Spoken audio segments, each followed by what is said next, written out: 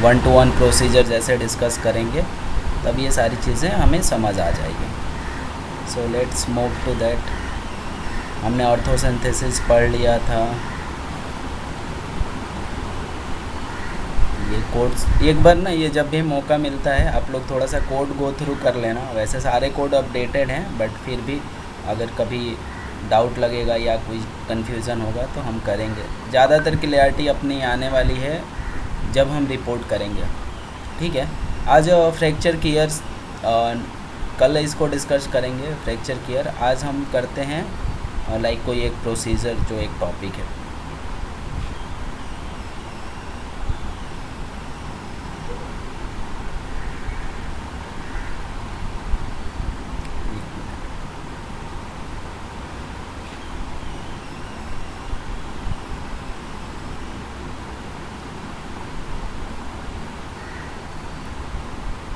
ऑर्थोडेसिस भी करेंगे ये कल, और फ्रैक्चर केयर और ऑर्थोडेसिस के लिए करेंगे। तो एक बार जब भी आप लोगों को टाइम मिलता है थोड़ा सा एनाटॉमी आप लोग स्पाइन का यूट्यूब पे देख लेना कि कैसे होता है, ताकि सारे प्रोसीजर आप लोगों को ईजिली समझ आएंगे। ठीक है, तो कल का टॉपिक हमारा है फ्रैक्चर केयर और ऑर्थोडेसिस। ठीक है, क्लियर।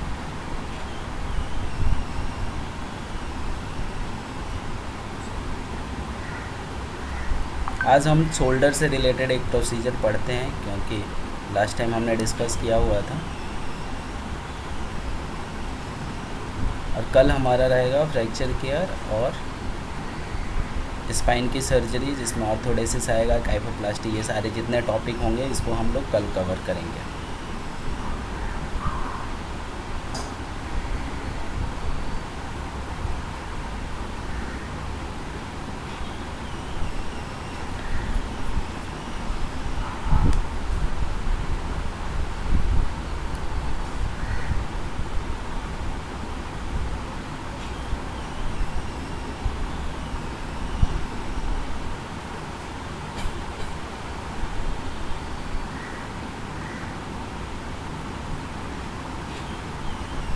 ठीक है, तो एक हम शोल्डर के प्रोसीजर से चालू करते हैं। आई बिलीव मेरा स्क्रीन विजिबल है सबको। Okay, shoulder arthroplasty. ऑर्थो का मीन्स क्या हमारा निकल के आता है, बोन प्लास्टी मीन्स रिपेयर और रिप्लेसमेंट ऑफ शोल्डर। ओके, तो जो नॉर्मल शोल्डर हमारा दिखता है वो कैसे रहता है, जैसे इस इमेज में दिखाया गया है। This is a normal shoulder. यहाँ पे आपका ये ह्यूमरस है, स्केपुला है, और यहाँ पे ये जॉइंट स्पेस है। जब ये रिप्लेस हो जाता है तो यहाँ पे प्रोस्थेटिस डिवाइस लगते हैं।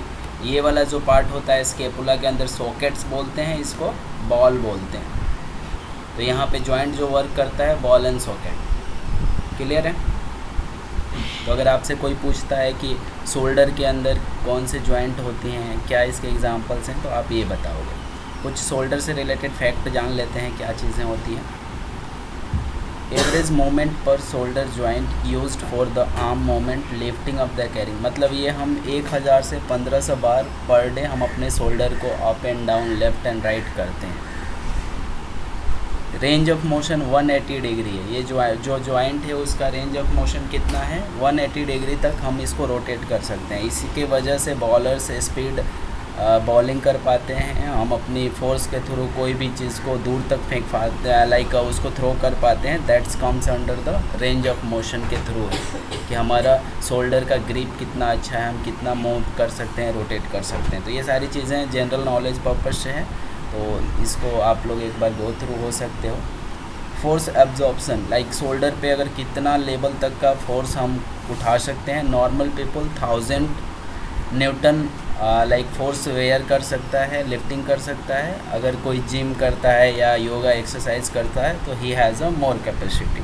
सो जो नॉर्मल है वो आपका 1000 तक होता है। Shoulders having a dependent on muscle and joints body. यहाँ पे 17 मसल हेल्प करती हैं शोल्डर जॉइंट को वर्क करने में, राइट। मेजर होते हैं 4, बट जो सपोर्टिव्स हैं जिसके हेल्प से हमारा शोल्डर प्रॉपर वर्क करता है, that's are 70। The longest tendon in the human body is the tendon of the long head to the biceps brachii muscles which runs from the shoulder to elbow। तो कह रहे हैं कि जो body में सबसे लंबा टेंडन है, टेंडन इज़ दैट मसल और बोन को अटैच करता है, दैट इज़ कॉल्ड टेंडन। तो ये सबसे लंबी जो लेंथ वाली है वो आपका कहाँ पे होता है, शोल्डर से लेके एल्बो के बीच में होता है। तो ये जनरल इन्फॉर्मेशन है। एनाटॉमी की बात कर लेते हैं थोड़ा सा कि शोल्डर के अंदर क्या क्या चीज़ें होती हैं। तो जैसे आप देखोगे हमेशा यहाँ पे इसको बोलेंगे एक्रोमिनल बोन, और ये होता है आपका क्लेविकल बोन। तो ये जो जॉइंट होगा इसको हम बोलेंगे एक्रोमिनल जॉइंट। अब ये मैं क्यों बता रहा हूँ, क्योंकि ये शोल्डर आर्थोप्लास्टी में ये रिप्लेस होता है, तो उसको बोलते हैं लाइक एक्रोमिनोप्लास्टी। तो जब भी शोल्डर आर्थोप्लास्टी आप देखो ये वाला पार्ट अलग है और एक्रोमिनल जॉइंट अलग है, तो दो जॉइंट हो रहा है, या इसका जो एक्रोमिनल का रिप्लेसमेंट होगा, रिपेयर होगा, तो ये सेपरेट दिख रहा है हमारे जॉइंट स्ट्रक्चर्स में, इसलिए इसको हम एक्रोमिनोप्लास्टी को अलग से कोड करेंगे शोल्डर आर्थोस्कोपी के साथ या शोल्डर प्लास्टी के साथ। क्लियर है? ओके, सो ये स्केपुला है। मैं थोड़ा सा ये कलर्स हटा देता हूँ आप लोगों को समझने के लिए। स्केपुला होगा हमारा, ह्यूमरस होता है, हैंड का अपर पार्ट से लेके ये लाइक ये वाला जो बोन होता है इसको ह्यूमरस बोन बोलते हैं, और कोरावाइड्स प्रोसेस। तो ये वाला पॉइंटर्स आपको क्यों पता होना चाहिए एनाटॉमी में, इसके ऊपर ही हमारी सारी प्रोसीजर परफॉर्म होने वाली है। तो यहाँ ऑर्थोप्लास्टी का डेफिनेशन क्या बोलता है एक बार पढ़ लेते हैं। Arthroplasty describe the surgical replacement reconstruction of the joint with impacted device when the joint has been damaged by the arthritic or traumatic process। तो ये सिंपल कह रहा है कि जॉइंट को रिप्लेस करना, जॉइंट को रिकन्स्ट्रक्ट करना अपने ओरिजिनल फॉर्म में, that's are comes under the arthroplasty. ये क्यों हो सकता है, किसी भी इंजरी, ट्रॉमा या कंडीशन के थ्रू हो सकता है। कंडीशन में कौन से हैं, आर्थराइटिस है, रूमेटल आर्थराइटिस है, ओस्टियोआर्थराइटिस है, जो हमने पिछले एनाटॉमी और स्लाइड्स में देखे थे। ओके, एनाटॉमी के अंदर हम देखते हैं shoulder map of the three bones, humerus, upper bone, upper arm bone बोलते हैं, स्केपुला, शोल्डर ब्लेड बोलते हैं इसको, क्लेविकल, कॉलर बोन। तो यहाँ पे क्या है, एक आपका स्केपुला है, ये लाइक कॉलर बोन है, एक्रोमिनल है और ह्यूमरस है। इन तीनों बोन्स के थ्रू क्या क्या सपोर्ट में आता है, शोल्डर जॉइंट फॉर्म्ड होता है। Shoulder is a ball socket joint, जैसे मैंने बता दिया था, ये बॉल वाला पार्ट है, ये सॉकेट वाले पार्ट है, तो इसके under ball and socket joint होता है। द बॉल और head of the upper arm bones first into the shallow socket in the shoulder blade and this is called the glenoid. तो ये कह रहा है कि इन सिंपल क्या है कि जो ये बॉल है स्केपुला में जो जुड़ता है, इस पार्ट को हम लोग क्या बोलते हैं, ग्लेनोइड, और इमेज में क्लियर हो जाएगा, नेक्स्ट स्लाइड पे है। तो इसको बोलते हैं ग्लेनोइड। तो इसकी भी रिपेयर करेगा, ग्लेनोइड रिपेयर, तो कंफ्यूज नहीं होना है। ओके, तो ये एनाटॉमी की पार्ट थी। आई बिलीव दैट इतना ही हमें एनाटॉमी चाहिए शोल्डर में। तो आप लोग जब भी स्टडी करते हो कोई सा भी प्रोसीजर का, तो कंफ्यूज नहीं होना है। पूरी एनाटॉमी याद होना या आना बहुत अच्छी बात है। अगर इनकेस नहीं भी याद रहता है तो जो भी हम प्रोसीजर पढ़ेंगे उससे रिलेटेड अगर हमें एनाटॉमी क्लियर है तो दैट इज़ ओके। ऐसे कर करके हम अपना एनाटॉमी अच्छा कर लेंगे। Okay,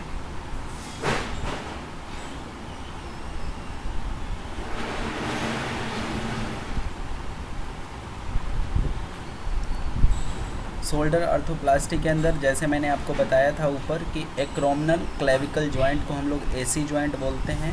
the AC joint is located at the highest point of the shoulder and provided the lifting ability. तो अगर हम कोई भी चीज़ उठाते हैं या लिफ्ट करते हैं तो उसमें जो हेल्प करता है एक्रोमिनल क्लेविकल जॉइंट, एसी जॉइंट करता है। जो इमेज में आपको यहाँ दिखाया गया है ये क्लेविकल जॉइंट है। यहाँ स्टर्नम और क्लेविकल जॉइंट होता है, तो इसको हम लोग बोलते हैं स्टर्नम क्लेविकल जॉइंट। अगर इसकी रिपेयर करेगा तो ये भी इसका सेपरेट कोड होता है। तो इसलिए जॉइंट्स हमें पता होना चाहिए कि शोल्डर के आसपास कौन कौन से जॉइंट है।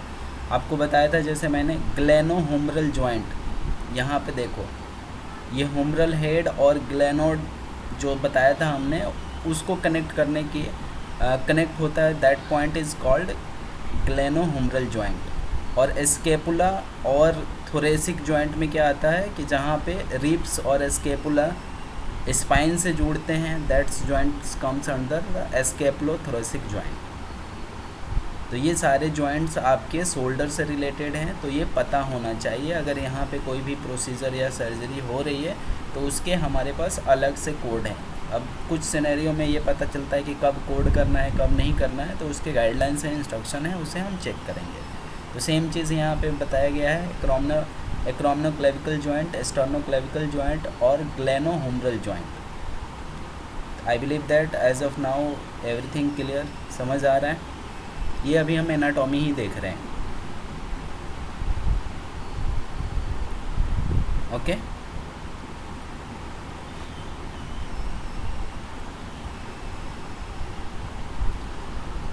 ठीक है, शोल्डर अर्थोप्लास्टी के अंदर जो दूसरा पॉइंट था, ये तो अब तक हमने देखा था। एक second, hello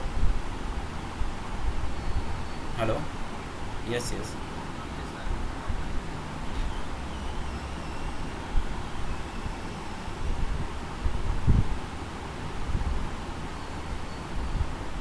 okay ma'am, I will call you back, give me some time, okay.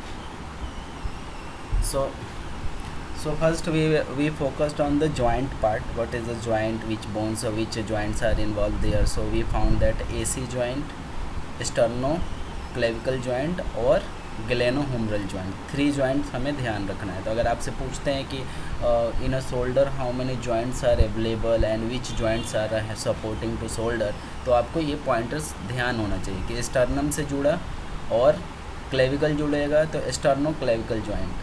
अगर स्केपुला से और थोरेसिक से जुड़ रहा है, रिब्स से जुड़ रहा है, तो उसके पास हमारा वहीं उन तीनों का मिलकर जॉइंट बता देना है। और इस एक्रोमिनोप्लास्टी है, एक्रोमिनो और क्लेविकल दोनों आपस में जुड़ेंगे तो एक्रोमिनल लाइक क्लेविकल जॉइंट हो जाएगा। तो ये जॉइंट्स वाले पार्ट थोड़ा सा ध्यान रखना है, क्योंकि इनके सीपीटी कोड अलग से होते हैं। जब हम शोल्डर की कोडिंग करेंगे, शोल्डर प्रोसीजर की कोडिंग करेंगे, तो अगर वो प्रोसीजर परफॉर्म होते हैं उन्हें भी हमें कोड करना पड़ता है। तो ये हमारे थे जॉइंट से रिलेटेड। अब आते हैं कुछ anatomy that involved into the surgery from the muscle part. तो मसल पार्ट से कौन से आते हैं, मेजर है, ये हर इंटरव्यू में लोग पूछते हैं, rotatory cuff anatomy. Rotatory cuff क्या है, rotatory cuff muscles of the shoulder surrounded the glenohumeral joint like a cuff. तो मैंने जैसे बताया था कि हमारा ग्लेनोहुमरल जॉइंट कहाँ पे अवेलेबल है, आप जब देख रहे थे यहाँ पे, जहाँ पे आपका ये मान लो बॉल है और ये आपका सॉकेट है ऑफ द शोल्डर, तो जो ये बीच का स्पेस था ये हमारा कौन सा पार्ट था, यस। सो ये ग्लेनोहुमरल जॉइंट है। तो जो रोटेटरी कफ होता है ये कहाँ पे आता है, इन्हीं को सपोर्ट करने के लिए 4 मसल इन्वॉल्व होते हैं। मैंने आप लोगों को एनाटॉमी का एक स्लाइड शेयर किया था, उसमें दिखाया है और यहाँ भी दिखेगा। जैसे ये दिखा, ये वाले जो मसल हैं इसको बोलते हैं सुप्रा स्पाइनेटस। और यहाँ पे अगर ये थोड़ा इमेज आप लोगों को क्लियर नहीं होगा तो मैं जूम कर देता हूँ।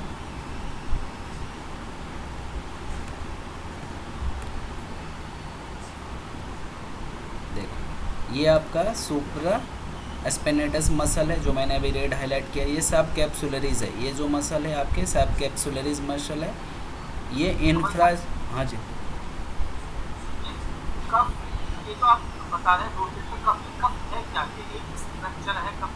मसल्स होता है, मसल्स सपोर्ट करता है जॉइंट, मसल्स हैं, मसल्स होते हैं। ये ना कफ एक स्ट्रक्चर होता है, जैसे आप देखोगे ना ये लाइक ऐसा जो चारों तरफ से बाउंडेड किया हुआ है, पकड़ा हुआ है, उस तरह का होता है। तो इसी के लिए ये टर्म है, इंग्लिश का टर्म कफ होता है। तो रोटेटरी कफ मतलब ये शोल्डर के आसपास के जो मसल्स हैं जो रोटेशन में हेल्प करते हैं। इसीलिए यहाँ पे मैंने आपको बताया था ग्लेनोहुमरल जॉइंट से अटैचमेंट होता है। तो ग्लेनो समझ आ रहा है ना, ग्लेनो पार्ट कहाँ पे है, माइंड में चल रहा है ना, राइट। तो अभी इतना ही समझना है कि कौन कौन से मसल्स हैं, क्योंकि ये जब सर्जरी होगा ना तो वो बोलेगा सुप्रा स्पाइनेटस मसल को इंसेक्ट किया, डिब्राइड किया, कट किया, समझे। तो ये पता होना चाहिए। इंटरव्यू में भी पूछेंगे आपसे कि how many muscles involve into the shoulder that's comes under the rotatory cuff, तो आप बताओगे rotatory cuff muscles are supra spinatus muscle, infra spinatus muscle, sub capsularis muscles, teres minor और टेरिस मेजर। 4 मसल और 5 muscles हैं जहाँ पे आपको जो जॉइंट के ग्लेनोह्यूमरल जॉइंट्स और शोल्डर जॉइंट में हेल्प करते हैं। क्लियर है पॉइंट सबको? इमेज के थ्रू आपको दिखेगा ये सब कैप्सुलरीज मसल है। तो इसका क्यों ये जानना ज़रूरी है? क्योंकि यहाँ पे रिपेयर करेगा, वो लिखेगा सब कैप्सुलरीज वाज कट एंड रिमूव्ड, सब कैप्सुलरीज वाज इंसाइज्ड, इस तरह का टर्म यूज़ होगा। तो ये टर्म्स आपको क्लियर होना चाहिए एनाटॉमी में। आई होप सबको समझ आ रहा है। They run between the different part of the scapula and head of the humerus are responsible for the large range of motion of the multiply. ये कह रहे हैं कि स्केपुला से सब जगह से जुड़े होते हैं और जो हमारा शोल्डर का ये ह्यूमरस का हेड है उससे अटैच करके मोशन में हेल्प करते हैं। मतलब ये समझो कि जॉइंट को अटैच करने के लिए कि जॉइंट इधर उधर ना जाए, डिसलोकेट ना हो, उस केस में ये सपोर्ट करते हैं। ओके, अब यहाँ पे हेल्प बताया भी गया है कि कौन सा मसल का क्या नेचर है, क्या हेल्प करता है। Supra spinatus help you rotate and lift your arm. तो अगर हम अपने हाथ को रोटेट कर रहे हैं, कोई वेट को हम लिफ्ट कर रहे हैं, in that helping which muscle? Supra spinatus muscle.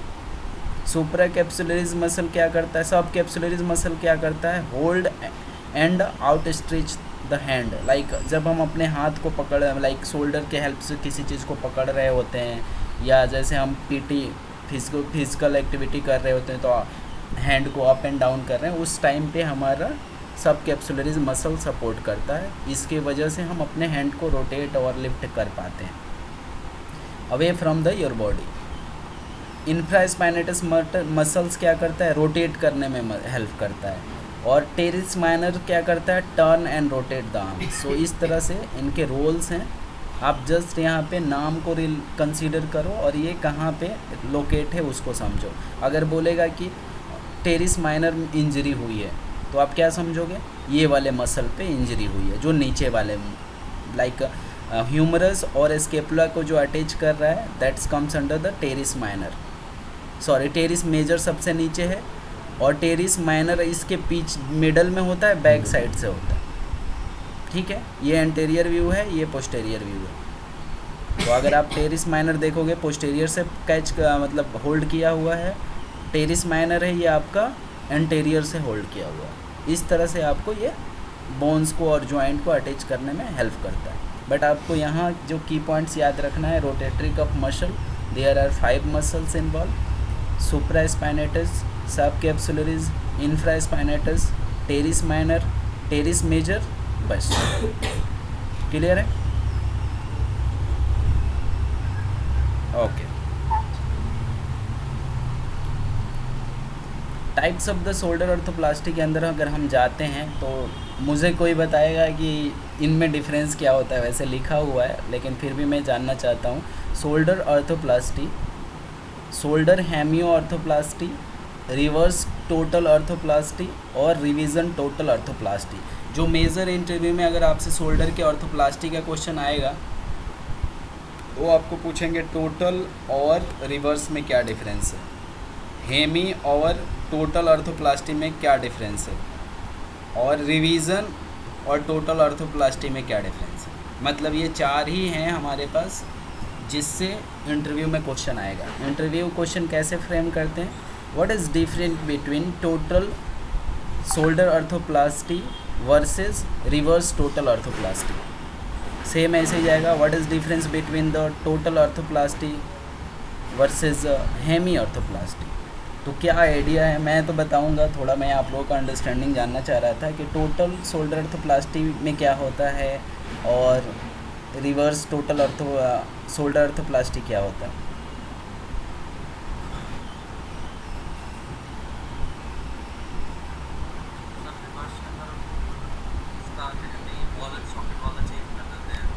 Right.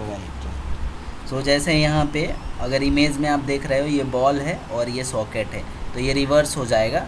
Like यहाँ ह्यूमरल में आ जाएगा सॉकेट और बॉल चला जाएगा स्केपुला में, that's called as a reverse total arthroplasty.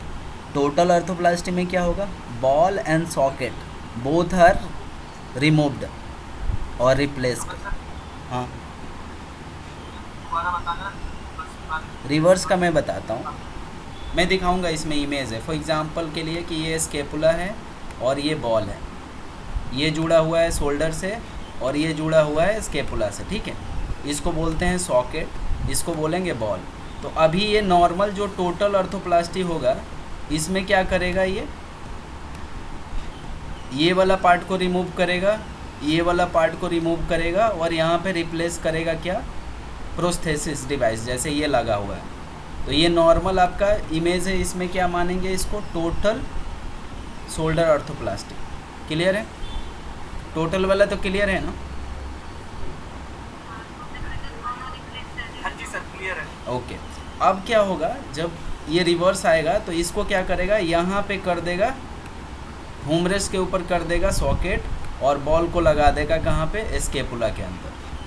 तो ये क्या हो जाएगा, अपोजिट हो जाएगा, इंटरचेंज हो जाती है पोजीशन। राइट। तो जैसे अभी ये नॉर्मल में ये था, ये ह्यूमरल है और ये स्केपुला है, तो यहाँ पे ये लगा है, ये सॉकेट है और ये वाला आपका बॉल है। अभी जब रिवर्स में जाओगे तो यहाँ पे चला जाएगा स्केपुला पे बॉल और यहाँ पे ह्यूमरल पे आ जाएगा सॉकेट। ये कब किया जाता है, जब आपका नॉर्मल शोल्डर आर्थोप्लास्टी वर्क नहीं करता है, लाइक फेल हो जाता है, या क्रोनिक रूमेटॉइडल आर्थराइटिस है जिसकी वजह से बोन को क्या कर रहा है, बॉल को होल्ड नहीं कर पा रहा है, सॉकेट को होल्ड नहीं कर पा रहा है, तो वो लोग क्या करते हैं, जगह चेंज कर देते हैं, सिंपल। तो आप डिफिनीशन कैसे बताओगे, when the ball position was change to the scapula and scapula sockets are change to the humeral, that's consider as a reverse total shoulder arthroplasty. Clear है? तो आपको अभी क्या समझ आया इन सब चीज़ों से, कि जब भी आप टोटल शोल्डर आर्थोप्लास्टी के प्रोसीजर कोड करोगे तो आप चेक करोगे कि बॉल कहाँ पे अटैच्ड है और सॉकेट कहाँ पे अटैच्ड है, राइट। तो पहला आपका अप्रोच क्या होना चाहिए कि प्रोसीजर में बॉल एंड सॉकेट दोनों रिप्लेस हो रहे हैं, रिमूव हो रहे हैं, रिपेयर हो रहे हैं, और हो रहे हैं तो उनकी लोकेशन क्या है, ये की पॉइंट्स है। थंब रूल समझो, की पॉइंट समझो, ओके। टोटल वाले में और रिवीजन वाले में डिफरेंस क्या हुआ फिर? हाँ, ये मैं पूछा था आपसे लेकिन मैं बता देता हूँ। देखो क्या है कि टोटल और रिवीजन, टोटल क्या है कि फर्स्ट टाइम अगर सर्जरी हो रही है, पहली बार उसने जॉइंट को किया और उसने क्या किया, जो नेचुरल ग्लेनॉइड है जॉइंट से उसको रिमूव किया, आर्टिफिशियल प्रोस्थेसिस लगाया, that's comes under the total shoulder arthroplasty. अब क्या है कि पहले से वहाँ पे कोई ऑलरेडी प्रोसीजर हुआ है, लाइक एक बार ऑलरेडी आर्थोप्लास्टी हो चुकी है वहाँ पे, दोबारा से उसने क्या किया, आर्थोप्लास्टी किया, और पुराने वाले जो प्रोस्थेसिस डिवाइस हैं उनको रिमूव किया, नए डिवाइस इम्प्लांट किया, that's comes under the revision total shoulder arthroplasty. Clear है? मतलब एक प्रोसीजर पहले हुआ पड़ा है। हाँ, फर्स्ट टाइम हो रहा है वो टोटल शोल्डर आर्थोप्लास्टी होगा, फर्स्ट टाइम के बाद अगर रिवाइज कर रहा है, रिप्लेस कर रहा है तो रिवीजन। राइट। रिवीजन में आप हमेशा ये ध्यान रखना कि रिमूव करेगा और न्यू प्रोस्थेसिस डिवाइस ऐड करेगा। अगर सिर्फ जॉइंट से क्या किया है, डिवाइस रिमूव किया है, तो अपने पास अलग से कोड है रिमूवल ऑफ प्रोस्थेसिस का, राइट। जैसे कभी कभी क्या होता है कि ये शोल्डर वाला जो बॉल एंड सॉकेट है उसको रिमूव करना है क्योंकि पेन हो रहा है, इन्फ्लामेशन हो रहा है, इन्फेक्शन हो रहा है, तो थोड़े टाइम के लिए ये लोग क्या करते हैं, रिमूव कर देते हैं ताकि इन्फेक्शन ठीक हो जाए, जॉइंट में जो इन्फ्लामेशन है वो ठीक हो जाए। तो that time we have a separate code for removal of prosthesis from the shoulder, तो उस समय हम रिमूवल का कोड करेंगे। लेकिन अगर रिमूव करके न्यू इंसर्ट कर रहा है, that's comes under the revision. Clear है? कमल सर, हाँ, जैसा आपने बताया शोल्डर एंड आर्थोप्लास्टी, उसमें मेंशन है रिप्लेसमेंट ऑफ जस्ट। आपकी आवाज़ थोड़े लो है, एक बार थोड़ा सा पास से बोलोगे? सर आप, हाँ बोलो ना, अभी आ रही है। I am audible sir? हाँ ना, हाँ ओके। मैं कह रहा हूँ शोल्डर हैवी आर्थोप्लास्टी, हाँ, so हाँ। you can replacement of just tubulous bone, यानी कि बॉल की बात कर रहा है। अगर सॉकेट चेंज हो रहा हो, जैसे सॉकेट में बन गया हो तो भी hemi arc shoulder hemi arc right होगा, वो आएगा। अभी तो हमने हेमी पे बात भी नहीं किया, बट आपने इसको क्वेश्चन किया तो सही कह रहे हो। उसमें बॉल भी रिमूव करेगा या सॉकेट रिमूव करेगा, कोई एक रिमूव करेगा तो उस समय हम हेमी लेते हैं, पार्शियल या हेमी लेंगे। ओके, यहाँ पे बॉल का एग्जांपल दिया है, अगर यहाँ पे सॉकेट भी है तो उस टाइम भी आप कोई एक अगर रिमूव करेगा that's consider as a hemi arthroplasty. Okay, तो मैं दोबारा से इसको रिवाइज करने की कोशिश कर रहा हूँ। टोटल सबको क्लियर है। हेमी में मैंने जैसे बताया, अगर ये सिर्फ ये बॉल वाला पार्ट है ये रिमूव करेगा, हेमी कंसीडर होगा, या ये वाला जो सॉकेट वाला पार्ट है ये रिमूव करेगा that's consider as a hemi arthroplasty. Hemi का दूसरा नाम पार्शियल भी बोलते हैं। रिवर्स हमने बता दिया था, the position of the shoulder joints ball and socket, अगर ये क्या करेगा रिवर्स कर देगा that time consider as a reverse. Revision में क्या है, old shoulder replacement and put the new on, मतलब ओल्ड को रिमूव किया न्यू ऐड किया that's comes under the revision. तो 4 प्रोसीजर है। अगर आपसे कोई पूछते हैं कि इनमें डिफरेंसेस क्या हैं, आप क्लियर है, कोड भी इसी के बिहाफ पे है।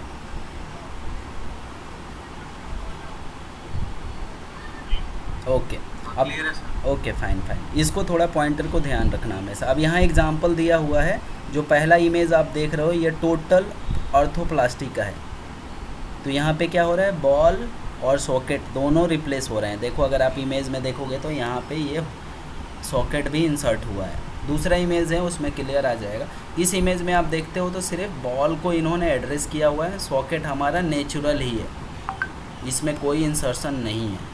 तो that's consider as a shoulder hemo arthroplasty, right.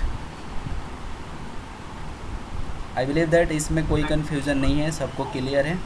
Okay, right. इसके सीपीटी भी ऐसे ही है, मैं आपको जस्ट एक बार बता देता हूँ ऊपर कि जो शोल्डर का होगा टोटल शोल्डर ऑर्थोप्लास्टी का कोड हमारे पास है, शोल्डर हेमी ऑर्थोप्लास्टी का कोड है, रिवर्स का है और रिवीजन का है। ये 4 अगर क्लियर हो गए तो सीपीटी कोड बहुत ईजी है। ठीक है, अभी हमने आपको जैसे बताया था रिवर्स शोल्डर ऑर्थोप्लास्टी के इमेजेस हमने दिखा रखे हैं, आपको समझ आएगा अब। In a reverse total shoulder replacement the socket and metal ball are switched. जैसे हमने बताया था, ये जो बॉल होता है जनरली ह्यूमरस के ऊपर लगता है, लेकिन इसको ग्लेनोइडल स्फीयर में लगा दिया, मतलब ये स्केपुला के अंदर इंसर्ट कर दिया। That's consider as a reverse shoulder orthoplasty. The metal ball is fixed into the socket and the plastic cup fixed to the upper part of the humeral. मतलब इसको लैंग्वेज में ही बोला है कि ये सॉकेट को हुमरल में डाला है और इस बॉल को हमने स्केपुला में डाला। तो इमेज के थ्रू आपको क्लियर हो जाएगा कि ये क्या होता है, कैसे होता है। अब ये जो रिवर्स शोल्डर ऑर्थोप्लास्टी को आप रिकॉग्नाइज कैसे करते हो? जनरली हम लोग क्या करते हैं कि भूल जाते हैं जब हम कोडिंग कर रहे होते हैं ना। तो अब मैंने अभी आपको बताया 4 हमारे पास 4 मेजर जो क्लासिफिकेशन है 4 टाइप का है। पहला आप पॉइंट क्या रखोगे, पहले चेक करोगे ये टोटल ऑर्थोप्लास्टी हो रहा है क्या, या हेमी हो रहा है। तीसरा है रिवर्स हो रहा है, रिवीजन हो रहा है या रिमूवल है। अगर ये पॉइंट्स अगर आपके माइंड में चल रहे होंगे तो प्रोसीजर कोड करते समय एक्यूरेट कोडिंग करोगे। जब भी शोल्डर की सर्जरी करोगे आपके माइंड में ये 4-5 पॉइंट चलने चाहिए। टोटल है, रिवीजन है, रिवर्स है और हेमी है और रिमूवल है। अगर ये 4 पॉइंट्स आपके माइंड में चल रहे हैं तो ऑर्थोस्कोपी की प्रोसीजर ईजी है, सॉरी ऑर्थोप्लास्टी की प्रोसीजर ईजी है, उसमें कोई चैलेंज नहीं आने वाला। अब कंसीडर हो गया हमें टोटल क्या होता है, हेमी क्या होता है, रिवर्स क्या होता है, ईजी, तो आपको इशू नहीं आएगा। इसके साथ आपको क्लिनिकल इंडिकेटर्स बोलते हैं। क्लिनिकल इंडिकेटर जब आप पीसीएस की कोडिंग करोगे, आईपीडीआरजी करोगे तो ये सारे पॉइंट्स आपको ध्यान में रखना पड़ता है। तो क्या हो सकता है क्लिनिकल इंडिकेटर्स कि रिवर्स टोटल ऑर्थोप्लास्टी रिप्लेसमेंट में be recommended if you have. ये कब रिवर्स प्रोसीजर परफॉर्म करने के लिए डॉक्टर रिकमेंड करता है? A complete turn rotatory cuff that cannot be repaired, मतलब जो रोटेटरी कफ हमने मसल देखा था इंजरी के वजह से, किसी डिजीज़ के वजह से वो पूरा डिस्ट्रॉय हो गया है और वो दोबारा से मसल और बोन को होल्ड नहीं कर पा रहा है, दैट टाइम डॉक्टर रिकमेंड करेगा कि आप रिवर्स में जाओ। तो अगर आपने लिखा होगा destruction of rotatory curve, traumatic injury and turn out the rotatory curve, तो चांसेज वहाँ पे होगा कि रिवर्स होगा।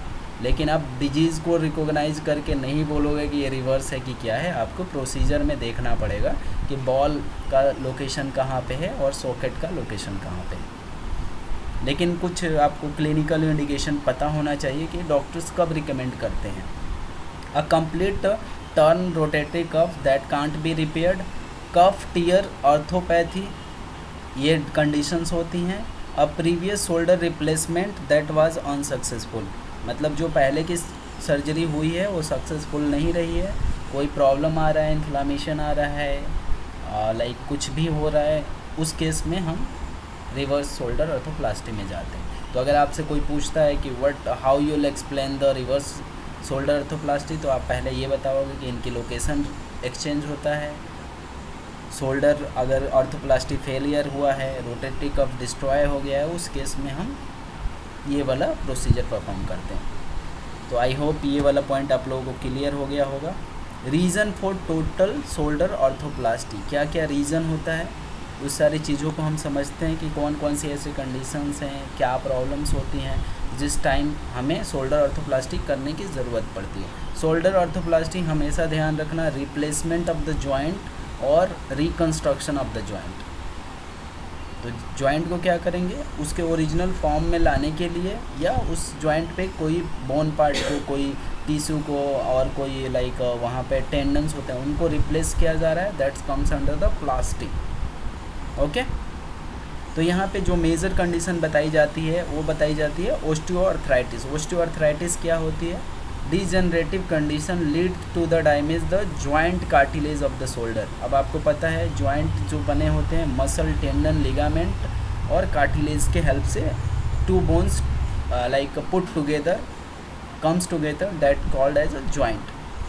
तो जो यहाँ पे कार्टिलेज, ये जैसे वाइटिश कलर में दिखाया गया है, हेल्दी कार्टिलेज है, अगर ये डिस्ट्रॉय हो जाता है, डैमेज हो जाता है, that time one condition form that osteoarthritis. Osteo मतलब स्टेट और बोन रिलेटेड, अर्थराइटिस मतलब जॉइंट पे इन्फ्लामेशन, और कार्टिलेज वहाँ पे क्या होगा, डैमेज हो जाएगा, तो जो प्रॉब्लम क्रिएट होगा दैट्स कम्स अंडर कि बोन में और जॉइंट दोनों में इन्फ्लामेशन हो जाएगा और वहाँ का कार्टिलेज डिस्ट्रॉय हो जाएगा, दैट्स कम्स अंडर ओस्टियोआर्थराइटिस। तो अगर किसी ने शोल्डर ऑर्थोप्लास्टी किया है और आपको कंडीशन दिख रहा है ओस्टियोआर्थराइटिस, तो इट मीन दैट कि ये कंडीशन मेडिकल नेसेसिटी को मेट करता है। आप इसको प्राइमरी डायग्नोसिस कोड करोगे, पोस्ट ऑपरेटिव डायग्नोसिस में ये जनरली मेंशन होता है। क्लियर है। दूसरा कंडीशन आता है रूमेटॉइडल अर्थराइटिस। रूमेटॉइडल अर्थराइटिस में क्या होता है कि जो आपके लाइक इम्यून सिस्टम है ना, वो क्या करता है कि खुद ही से जो सेल है, जॉइंट है, जो बोन्स है, उनको डिस्ट्रॉय करने लगता है, जिसके वजह से जो कंडीशन जॉइंट्स में आती है that's called as the rheumatoidal arthritis. आपने एक सुना होगा रूमेटॉइडल फीवर। तो ये एक तरह के कंडीशंस होते हैं जिनके थ्रू ये प्रॉब्लम्स आती है। तो लिखा है जैसे autoimmune condition which leads to the inflammation of the lining of the synovium of the joint. In simple क्या है कि इन्फ्लामेशन हो जाता है जॉइंट के ऊपर, और which lead to destruction of the joint cartilage. तो जो भी अर्थराइटिस होगा उसमें जनरली क्या होगा, जो जॉइंट इन्फ्लामेशन हो जाता है, कार्टिलेज डिस्ट्रॉयड हो जाता है। कुछ कंडीशन और आते हैं जैसे पोस्ट ट्रॉमेटिक अर्थराइटिस, कोई ट्रॉमा हुआ उसकी वजह से जॉइंट में कार्टिलेज और इन्फ्लामेशन हो रहा है, ये सारी चीज़ें आती हैं। रोटेटरी कफ ऑर्थोपैथी, जो हमने रोटेटरी कफ मसल पढ़ा था, उन पे अगर कोई भी प्रॉब्लम होता है, जॉइंट पे प्रॉब्लम होता है, डिजीज़ हो जाता है, उस केस में हम ये वाला प्रोसीजर परफॉर्म करते हैं। अब वास्कुलर नेक्रोसिस, अगर वहाँ पे जॉइंट के अंदर जो ब्लड या वेंस हैं उनकी सप्लाई में ब्लड की सप्लाई कम हो जाती है, जिसकी वजह से जॉइंट वीक हो जाता है, डिस्ट्रॉय हो जाता है, that's consider as the vascular necrosis. कोई फ्रैक्चर हो गया, जॉइंट फ्रैक्चर हो गया, डिसलोकेशन हो गया, इस केस में total shoulder arthroplasty procedure perform होता है। इन सिंपल आपको क्या याद रखना, osteoarthritis, rheumatoidal arthritis, post traumatic arthritis, rotatory cuff repair और लाइक ऑर्थोपैथी, वास्कुलर नेक्रोसिस और फ्रैक्चर। अगर 4-5 कंडीशन होता है तो उस केस में डॉक्टर जनरली ओस्टियोआर्थराइटिस देता है। अब ये क्यों बताया जा रहा है ये सारी कंडीशन, जब आप प्रोसीजर कोड करोगे, अगर मान लो कि 4 डायग्नोसिस लिखा हुआ है, तो कौन से डायग्नोसिस को हम प्राइमरी लेंगे, तो जैसे ये 4 मेंशन हुआ है, अगर इन डायग्नोसिस कोड में से आप प्राइमरी डायग्नोसिस पिक करते हो तो that will be more appropriate and that meet the medical necessity. तो क्लियर है? कोई डाउट है अब तक, क्या कोई क्वेश्चन?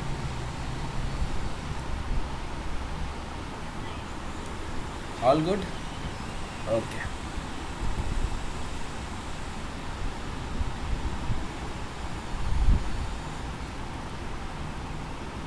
तो अब तक हमने जो कवर किया है ऊपर के वीडियोस में, उसमें क्या क्या था? Joint, muscles, types, replacement.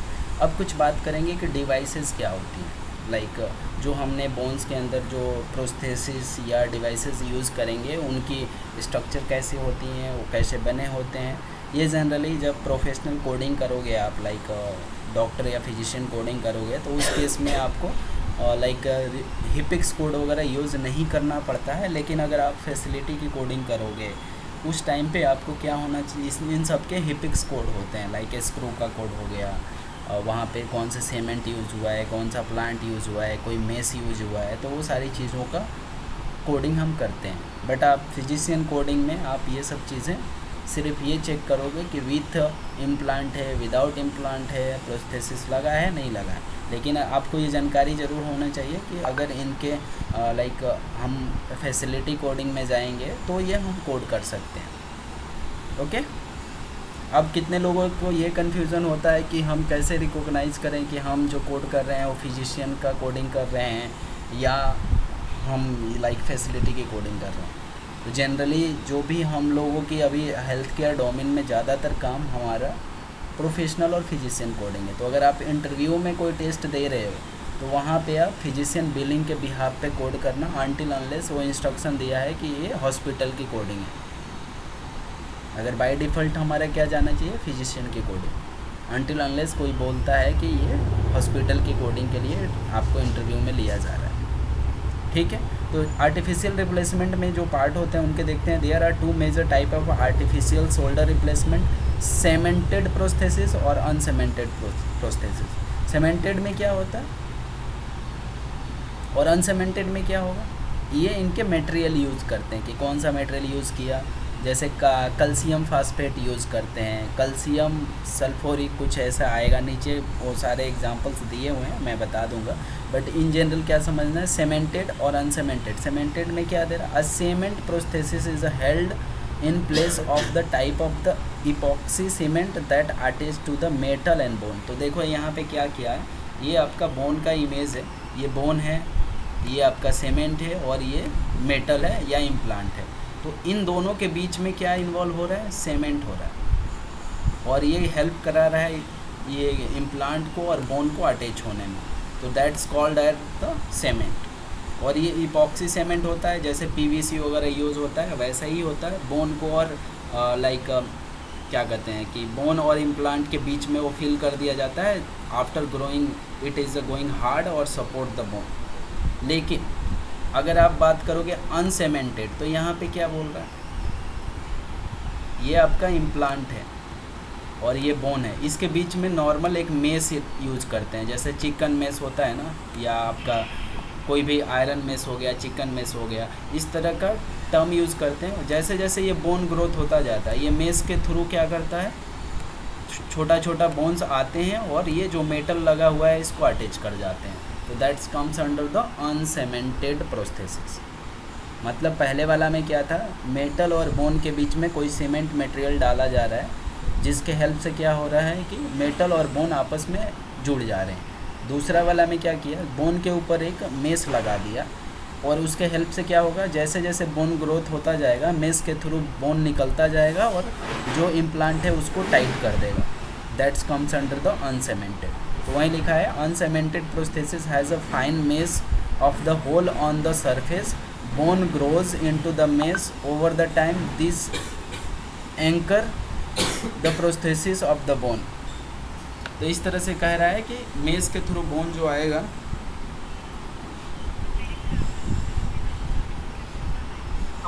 हाँ जी, तो सीमेंट द्वारा जो प्रोसेस में बोन ग्रो करेगी, वो करेगी या नहीं करेगी? देखो देखो बोन ग्रो करे ना करे एक अलग कहानी है, लेकिन मैं बताना क्या चाह रहा था, जैसे एक ये बोन है, मान लो ये बोन है और ये आपका इम्प्लांट है, तो जो ये बीच का स्पेस है तो इसको ये फिल कर रहे हैं सीमेंट के थ्रू, तो इसमें क्या होगा, ये तुरंत टाइट कर देता है। ये जो प्रोस्थेसिस है ये क्या होगा, थोड़ा टाइम बाद ये दोनों अटैच हो जाएगा। क्यों अटैच होगा, क्योंकि यहाँ पे हमने सीमेंट मटेरियल फिल कर दिया।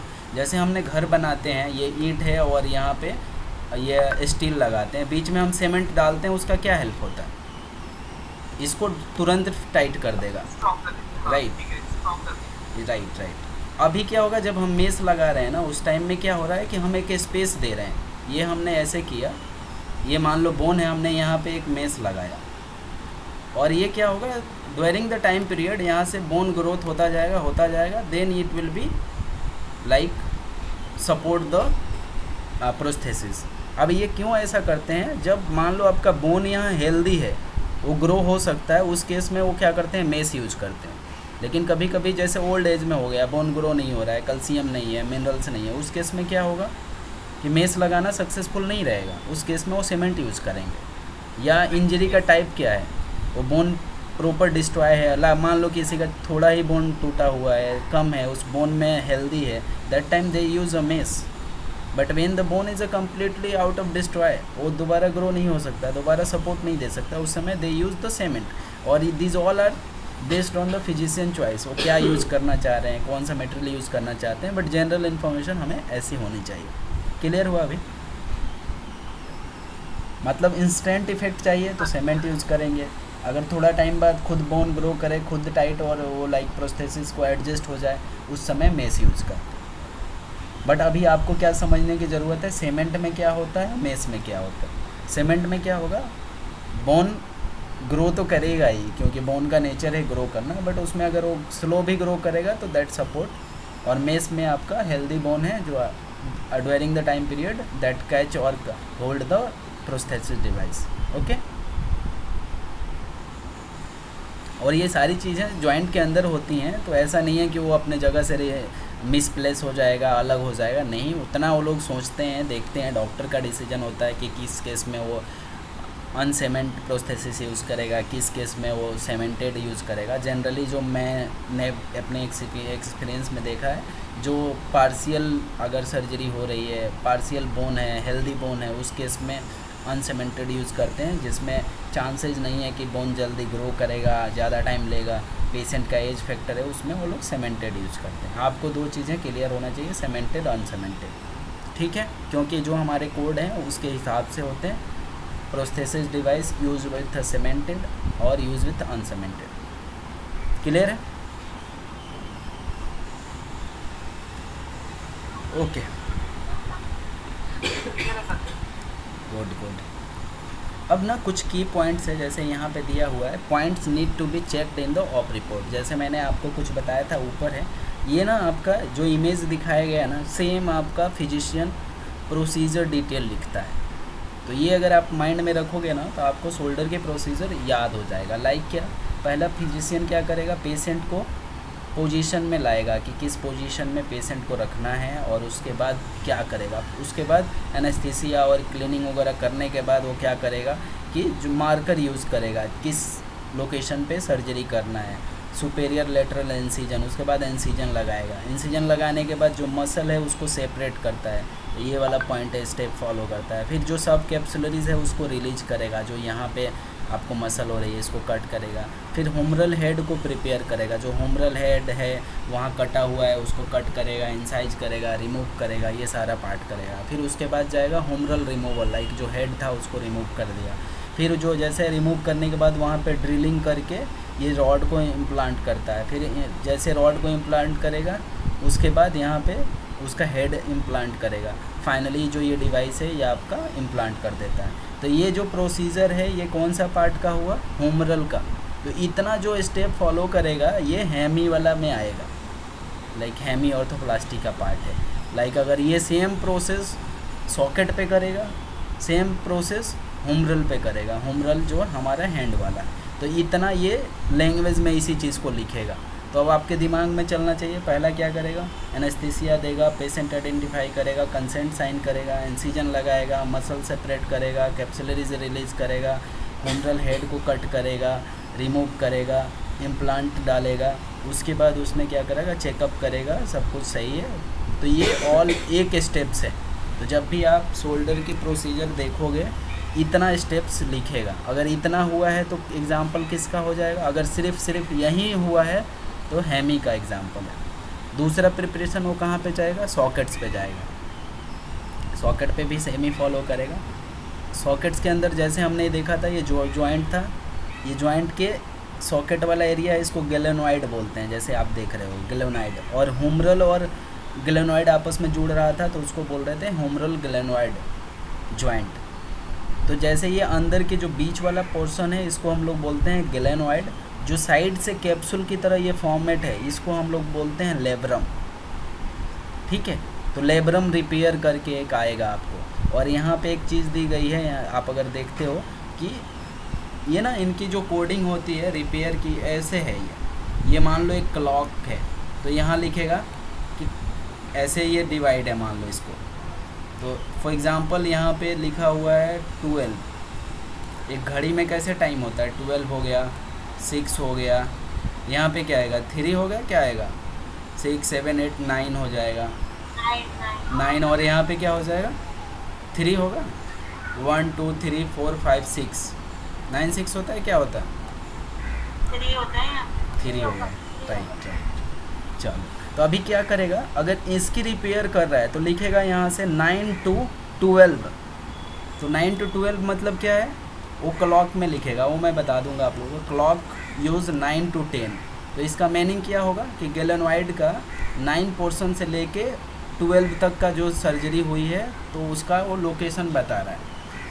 तो कभी भी अगर आपको देखोगे ना लिखेगा कि 10 o'clock 9 o'clock 10 to 12 o'clock, तो उसका मतलब क्या है कि लोकेशन बता रहा है। अगर बोलेगा 9 to 3 o'clock मतलब क्या है, हाफ ग्लेनोइड को रिपेयर किया है। अगर 6 से 12 बताएगा तो इसका मतलब क्या है, हाफ ग्लेनोइड को रिपेयर किया है। तो इस तरह से आपको ये टर्म्स थोड़ा सा क्लियर होना चाहिए। एक पॉइंट और है, अभी आपको आएगा लेब्रम रिपेयर करके आएगा। यहाँ पे जो ऊपर वाला पार्ट है इसको बोलते हैं स्लेप रिप्टियर। तो यहाँ पे आपने एक प्रोसीजर देखोगे, स्लेप टियर रिपेयर करके आएगा, lesion repair, SLAP lesion repair करके आएगा। तो उस तरह से आपको ये पॉइंटर समझ आने चाहिए। जो ग्लेनोइड को ऊपर से फोर्स किया रहता है उसको बोलते हैं बाइसेप्स टेंडन। अब हमने पढ़ा हुआ था टेंडन क्या होता है, तो जॉइंट को और बोन्स को आपस में सपोर्ट करने के लिए जो मसल्स होते हैं कार्टिलेज के बने होते हैं वो सपोर्ट कराते हैं टेंडन के थ्रू। तो ये आपका ग्लेनोइड है। जैसे मैंने ऊपर बताया था ह्यूमराइड के लिए, हुमरल के लिए सॉरी, उस तरह स्टेप फॉलो करेगा। सबसे पहले वो लोग ग्लेनोइड को चेक करेंगे, फिर ग्लेनोइड को क्या करेंगे, जो नेचुरल ग्लेनोइड है उसको रिमूव कर देंगे यहाँ से और उसके ऊपर ड्रिल करेंगे, स्पेस बनाएंगे, फिर वहाँ पे ये डिवाइस यूज़ करेंगे, डिवाइस लगाते हैं, फिर ये जो सॉकेट है उसको इम्प्लांट करते हैं, finally socket and ball and socket implant कर देते हैं। तो ये आपके इमेजिनरी फॉर्म में शोल्डर ऑर्थोप्लास्टी हुआ है। अब ये वाला जो पूरा प्रोसीजर है ये दूसरा स्टेप है। पहला वाला प्रोसीजर पहला स्टेप था। तो अगर इन दोनों में से कोई एक परफॉर्म हो रहा है तो उस केस में आप समझोगे हेमी। अगर दोनों परफॉर्म हो रहा है तो उस केस में आप क्या समझोगे, टोटल। क्लियर है सबको? Okay, fine fine. अब इसी चीज़ को यहाँ पे थोड़ा सा हमारे नोट्स के थ्रू बताया गया है तो इसको समझना आप लोग। शोल्डर ऑर्थोप्लास्टी, शोल्डर ऑर्थोप्लास्टी क्या होता है, जैसे अभी हमने पढ़ा था हेमी का कोड है 23470 और टोटल का कोड है 23472। रिवीजन का कोड हमने देखा था हुमरल और ग्लेनोइड कंपोनेंट दोनों हो रहे हैं तो उस केस में। अब ये ना जो आप अगर देखोगे कि इम्प्लांट के थ्रू कि मैं एक चीज़ और आप लोगों को थोड़ा सा आइडेंटिफाई करा देना चाहता हूँ, ये बहुत कन्फ्यूजन होता है। जैसे ये एक ना बॉल एंड सॉकेट का था एग्जांपल हुमरल के अंदर, राइट। तो ये क्या था, बॉल, और इसको बोलते हैं स्टेम। जो डिवाइस है ना प्रोस्थेसिस यूज हुआ है हुमरल के अंदर, तो इसको बोलेंगे स्टेम और इसको बोलेंगे बॉल। राइट। क्या आप पास से हो, आपकी आवाज़ नहीं आ रही। हाँ राइट राइट। जो ये होम रल के अंदर यूज़ होगा तो उसमें दो पॉइंटर होता है, ये बॉल पार्ट होता है, ये स्टेम पार्ट होता है। तो इनके ना कोड अवेलेबल हैं, यहाँ से डिवाइड है ये बॉल का एक अलग से कोड है और स्टेम का अलग से कोड है। तो अगर रिमूवल होगा ना, सिर्फ बॉल का रिमूवल होगा तो अपने पास अलग से कोड है, सिर्फ स्टेम का रिमूवल होगा तो अलग से कोड है। ये किसके अंदर? होम रल के अंदर। और जो हमने यहाँ स्केपुला पढ़ा था, इसके अंदर जो सॉकेट यूज़ होता है उसका एक ही कोड होता है, सॉकेट रिमूवल का। तो अगर कभी भी अगर वो बोलेगा ना कि होम रल पे बॉल एंड स्टेम रिमूव किया है तो उसके अलग हमारे पास कोड है। मतलब इसका रिमूवल का कोड दो तरीक़ा से कोड किया जाता है। अगर होम रल के अंदर सिर्फ बॉल रिमूव किया है तो अलग कोड है, अलग क्या उसमें 52 मॉडिफायर लगाते हैं। सेम CPT कोड है, एग्जांपल मैं बताऊंगा। उसमें हम क्या करेंगे कि 52 लगाएंगे, अगर दोनों किया हुआ है तो कंप्लीट कोड जाएगा। तो जस्ट मैं ये बताना चाह रहा था कि आप लोगों को कन्फ्यूज़न ना आएगा नीचे वाला, ठीक है। तो लेट्स मूव दैट। ये टोटल वाला आपको समझ आ गया, हेमी वाला आ गया है आपको, होम रल और ग्लेनोइड कंपोनेंट। तो अब आपको समझ में आना चाहिए होम रल क्या होता है, ग्लेनोइड क्या होता है। होम रल वाला मतलब हमारा जो इधर वाला स्टेम और बॉल वाला है, और ग्लेनोइड मतलब क्या है यहाँ पे सॉकेट से। तो और का मतलब क्या है, यहाँ पे दोनों में से कोई एक हो रहा है तो उस टाइम ये कोड यूज़ होता है जो हमारा पार्शियल वाले साइड में आता है। और होम रल एंड ग्लेनो, एंड का मतलब क्या है कि दोनों, ये वाला भी और ये वाला भी। तो उस समय हम कंप्लीट या टोटल कोड करते हैं 2 3 4 7 4। ये किसके लिए है? रिवीजन के लिए। Removal of the shoulder prosthesis, जैसे मैंने आप लोगों को बताया था रिमूवल के टाइम में क्या करेंगे। अगर अकेला होम रल हट रहा है, ग्लेनोइड हट रहा है तो उसके टाइम में हमारे पास ये कोड है, और ये दोनों हट रहे हैं तो उस केस में हमारे पास ये कोड। कुछ गाइडलाइंस टिप्स क्या बोलती है कि as per the operation report surgeon replace both humeral ball and glenoid socket component of the shoulder, so we have code appropriate like complete code total arthroplasty. अगर ये दोनों हो रहा है तो हम ये कोड करें, ठीक है। Let's move to the next. वही जो मैंने अभी आप लोगों को एग्जांपल समझाया था, मुझे पता था वो कन्फ्यूज़न आएगा, इसीलिए मैं पहले बता दिया। इसको यहाँ डिवाइड किया हुआ है, इसका अलग सेक्शन है, इसका अलग है, जैसे मैंने ऊपर बताया था। अब लिख रहा है it is a possible that patient may only need one of the humeral component revise. Like ये पॉसिबिलिटी है कि होम रल जो कंपोनेंट है आइदर द हेड, जैसे मैंने ये बताया हेड, और ये बताया स्टेम, तो इन दोनों में से कोई एक भी रिमूव करने का पॉसिबिलिटी है। Use modifier 52 reduce service that will need appropriate comment as why this service are being reduce. Example reduce service due to revision of the only humeral stem. ये बोल रहा है सिर्फ ये रिमूव कर रहा है, तो उसका एग्जाम्पल है जैसे इस टेबल के थ्रू आप देखोगे। यहाँ कोड डिस्क्रिप्शन क्या बोलता है, revision of total shoulder arthroplasty including the allograft when perform the humeral और ग्लेनोइड कंपोनेंट।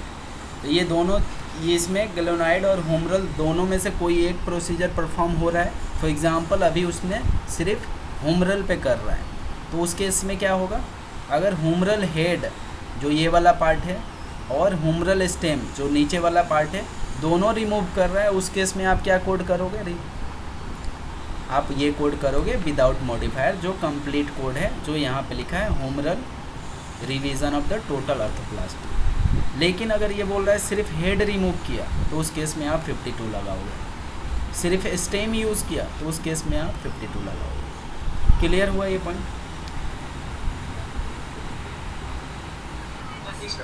Okay fine. कुछ ये न्यू एड ऑन कोड आए थे कि अगर यहाँ पे जो जॉइंट है, इसी को बोलते हैं हम लोग कैप्सुलरीज और लाइक बर्सा एरिया, तो यहाँ पे अगर इंजेक्शन दे रहा है तो उसका अलग से कोड करते हैं। एड ऑन कोड है 20704। अगर कोई डिवाइस विदाउट डिवाइस को कोड कर रहा है, लाइक सिर्फ इंजेक्शन के थ्रू कोड कर रहा है, तो उस टाइम पे ये वाला कोड होता है during the procedure pain management के लिए।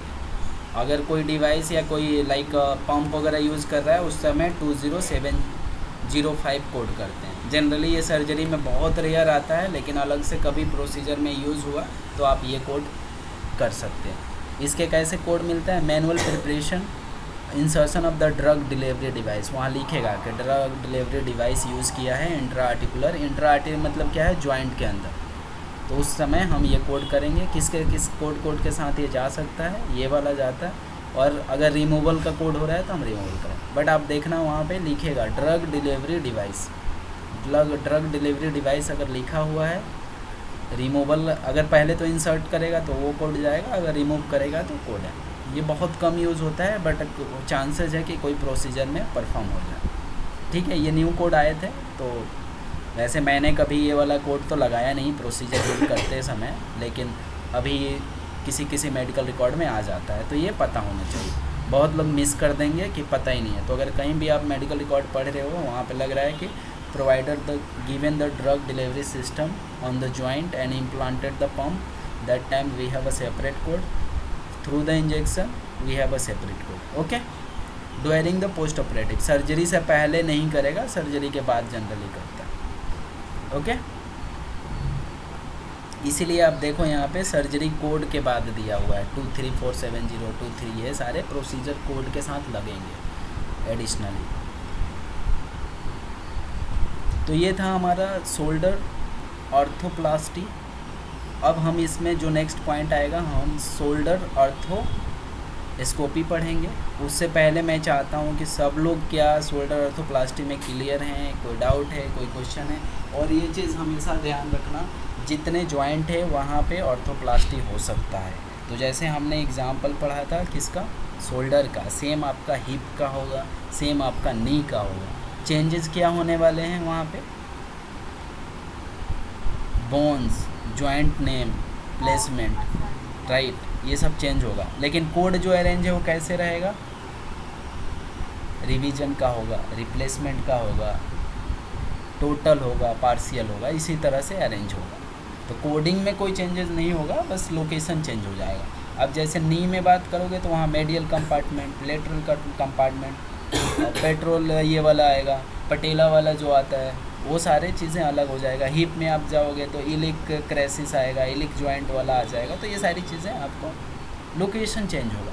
खैर हम एक ईच एंड एवरी थिंग्स पढ़ेंगे, समझेंगे। अब तक कोई इसमें डाउट है तो मुझे बताओ। आर्थोप्लास्टी के अंदर क्लियर है, पक्का? चलो, तो कल हम ना, या अभी थोड़ा टाइम मिलता है तो देख लेते हैं इसको कि ऑर्थोस्कोपी पढ़ेंगे। बट मैं ऑर्थोस्कोपी से पहले आप लोगों का नी का ऑर्थोप्लास्टी कवर करा दूँ, या शोल्डर ऑर्थोप्लास्टी इज़ ओके? कोरिलेट करोगे ना, मतलब जैसे अगर अभी हमारे दिमाग में ऑर्थोप्लास्टी चल रहा है, अगर मैं नी का ऑर्थोप्लास्टी पढ़ा देता, शोल्डर का पढ़ा देता, तो मेरे लिए ईजी है, शोल्डर ही क्लियर करा दें। राइट।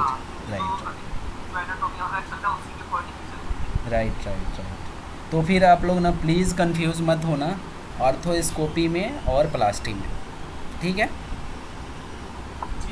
चलो, तो मैं ना आप लोगों को आज एक रिपोर्ट देता हूँ, क्या करना कि ये वाला शोल्डर ऑर्थोप्लास्टी का जो अब तक हमने प्लास्टी में देखा हुआ है, इसका कोड आप लोग कोशिश करो कि करने का, समझने का। फिर हम जब कल आएंगे ना, आज सैटरडे है हमारे पास, कल हम क्या करते हैं कि जो शोल्डर ऑर्थोस्कोपी है और ये सारी चीज़ें हैं, उसको हम दोबारा से रिवाइज़ थोड़ा कर लेंगे और उस पर काम करेंगे, ठीक है? तो आज हम थोड़ा ही देखते हैं, कल का हमारा टाइम एक्सटेंड करेंगे, जिसमें हम सारे जो भी हमने प्रोसीजर ये सब चीज़ें देखी थी उसको डिटेल में जाएंगे, ताकि थोड़ा सा आप लोगों को रिवाइज़ करने का टाइम मिल जाए। जो पिछला प्रोसीजर आपने पढ़ा उड़ा था, एक बार रिवाइज़ कर लो। और बाकी हम संडे में इसको डिटेल में जाएंगे। शोल्डर हम पूरा ख़त्म कर देंगे, ऑर्थोस्कोपी, ऑर्थोप्लास्टी और रिपेयर, लीजन रिपेयर। थोड़ा बड़ा है शोल्डर, बट इसको सबको हम कल क्लियर करेंगे। मैं एक रिपोर्ट आप लोगों को लाइव रिपोर्ट डाल देता हूँ ऑर्थोप्लास्टी का, तो प्लीज़ उस पर आप लोग कोशिश करना उसको परफॉर्म करने का, चेक करने का। जहाँ डाउट होगा कल हम उसे भी एक्सप्लेन करेंगे। वैसे इस नोट्स में है, आई थिंक सो, हमने रिपेयर प्रोसीजर डाला हुआ है। एग्ज़ाम्पल दिखाता हूँ, ये सारे हैं हमारे पास। ऑर्थोस्कोपी के एग्जाम्पल है, ऑर्थोप्लास्टी का भी डाला था मैंने। नहीं होगा तो मैं अलग से आपको लाइव रिपोर्ट शेयर कर देता हूँ, ठीक है? ये ऑर्थोस्कोपी का है। क्या सर आप सेंड कर दीजिए अलग से। शेयर करता हूँ मैं अलग से, चलेगा चलेगा। तो मैं लाइव रिपोर्ट आज देता हूँ, जो टाइम मिल रहा है ना आप लोगों के पास। जैसे ये कॉल आज थोड़ा मैं कॉल कम ही रखता हूँ, 1 आवर का ही रखा। रीज़न है कि एक बार आप लोग पिछला वाला रिवाइज़ कर लो, क्योंकि मुझे नहीं लगता वीकेंड्स पे आप लोगों ने थोड़ा बहुत रिवाइज़ किया है। और ये आप लोग कोडिंग सेशन ट्रेनिंग सेशन ले रहे हो तो ये मत सोचो कि पढ़ लेंगे। जो करना है अभी करो, अभी मुझे याद होना है तो याद होना है कि ये पॉइंट आपके माइंड में चलना चाहिए। एक्सीजन की ये गाइडलाइन है, ट्रिगर पॉइंट का ये गाइडलाइन है, बायोप्सी का ये गाइडलाइन है, ऑर्थोप्लास्टी का ये गाइडलाइन है। इतने पॉइंटर्स होते हैं। ऑर्थोप्लास्टी ये होता है, ये स्केपुला का मसल्स का नाम है, ये आपका जॉइंट होता है। एकदम इसको रिवाइज़ करो दिमाग में, इसी को फिंगर टिप्स पे करो। कोई ज़रूरी नहीं है कि रट्टाफिकेशन पे जाना है। अगर मुझसे कोई पूछेगा कि रोटेटरी कफ मसल में कौन कौन से मसल इन्वॉल्व हैं, मुझे याद है। सुपरा हो जाएगा, इंफ्रा हो जाएगा, टेरिस हो जाएगा, माइनर हो जाएगा। पहले ये याद कर लो, उसमें स्पाइनेटस जोड़ दो, सुपरा स्पाइनेटस, इंफ्रा स्पाइनेटस, सब कैप्सुलरीज। तो इसको ऐसे हैंड टू हैंड होना है कि हैंड टू माउथ या फिंगर टू माउथ रहो कि भाई एकदम हाथों पे बताना है। जॉइंट कितना होता है, क्रॉमिकल जॉइंट होता है, स्टर्नो जॉइंट होता है, ग्लेनोइड जॉइंट होता है, हुमरल होता है, हेड होता है। इतनी ही एनाटॉमी पढ़नी है, ज़्यादा बर्डन या ज़्यादा स्ट्रेस नहीं लेना है। काम का बहुत स्ट्रेस है, हमें थोड़ा स्मार्ट बनना है। कोड कैसे करना है मैंने आप लोगों को जो स्टेप्स बताया था, अब इसी चीज़ को वो लोग लैंग्वेज में लिखेंगे। अब डॉक्टर क्या लिखेगा कि then I remove this this this this, ऐसे करके आएगा। जब मैं आपको लाइव रिपोर्ट दूंगा ना, और कल उस पर अगर हमारे पास टॉपिक है तो हम उसको डिस्कस भी कर लेंगे, तो आपको बता दूंगा कि कैसे एक रिपोर्ट को पूरा अच्छे से एक्सप्लेन कर दूंगा, तो आपको समझ आ जाएगा कि उसको क्या करना है। अगर किसी के पास अपना खुद, जैसे कि आप लोग काम करते हो, देखते हो कि अगर शोल्डर आर्थोप्लास्टी का अगर रिपोर्ट मिलता है तो प्लीज़ आप उसका स्निप लो। हमारे पास व्हाट्सअप है। पेशेंट का इन्फॉर्मेशन मत शेयर करना, जो प्रोसीजर है वो सब शेयर करो, क्योंकि अलग अलग फॉर्मेट के सारे रिपोर्ट हम देखेंगे। जो मेरे पास रिपोर्ट है उसमें सारा अलग होगा, लेकिन जितना ज़्यादा हम रिपोर्ट एक्सपोजर करेंगे वो हमारे लिए हेल्पफुल होगा। ठीक है, सबको समझ आया? बाकी मैं एक लाइव रिपोर्ट आप लोगों के साथ शेयर कर देता हूँ। जो आप लोगों का फ़ोल्डर है ना, जहाँ पे नोट्स अवेलेबल है, वहाँ शेयर कर दूँगा, ताकि इन फ्यूचर अगर हमें कोई और भी ऐड करना हो तो क्या होता है, वो कलेक्ट होता रहता है हमारा नोट्स।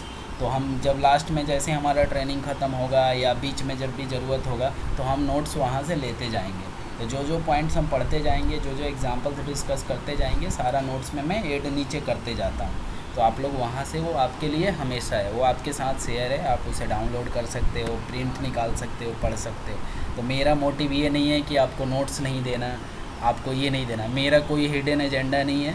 मेरा मोटिव है कि आप सर्जरी सीख जाओ, और इतना अच्छा सीख जाओ कि कोडिंग करो तो पता ना चले कि आपने रिसेंटली सीखा है। अब चाहे 20 साल का किसी का एक्सपीरियंस हो, 5 साल का एक्सपीरियंस हो, तो अगर टोटल ऑर्थोप्लास्टी का कोड करेगा तो यहीं सेलेक्ट करेगा, कोई अलग थोड़ी कोड करेगा। कंसर्न क्या था कि कंसेप्ट क्लियर होना चाहिए। अगर आपसे कोई पूछता है कि आपने रिवीजन क्यों कोड किया है, तो आप एक्सप्लेन कर दोगे कि देखो जी, यहाँ इस रिपोर्ट में यहाँ दिया है, यहाँ दिया है, जिसकी वजह से ये कोड लिया। हेमी क्यों लिया है, इसलिए। ये क्यों लिया, मतलब जो भी पॉइंटर से आप जस्टिफाई कर लो। डरने की ज़रूरत नहीं है कि मैंने एरर लगा दिया तो वहाँ हाथ नहीं ऐसे करना है, भाई क्यों लगाया, लिखा तो ये है, तुमने क्यों अलग लगाया। तो ये आर्गूमेंट आप कर सकते हो आप, क्योंकि आपकी कंसेप्ट क्लियर है, राइट। तो इस तरह से हम एक एक पॉइंट्स को क्लियर करते हुए चलेंगे। और आप लोगों से मैं दोबारा बता रहा हूँ, ये रिकॉर्डिंग है, ये सेशन मैंने रिकॉर्ड करता हूँ, ये चीज़ें मैं आप लोगों के साथ शेयर कर दूँगा, कोई चक्कर नहीं है। लेकिन मैं नहीं चाहता कि एक ही चीज़ को आप बार बार पढ़ के कंफ्यूज हो। एक बार में समझ लो, नोट्स बहुत अच्छा है, एक बार दोबारा देखोगे आपको समझ आ जाएगा। फिर भी किसी को चाहिए ऑडियो वीडियो मैं शेयर कर दूँगा, कोई इशू नहीं। ठीक है, डन। सर ये आज वाली वीडियो लास्ट सेशन वाली वीडियो पेश कर। Done done done. लास्ट वाला तो इजी था, एक्सीजन ट्रिगर पॉइंट में क्या ही है, बट फिर भी मैं शेयर कर दूँगा, कोई इशू नहीं। Thank you team.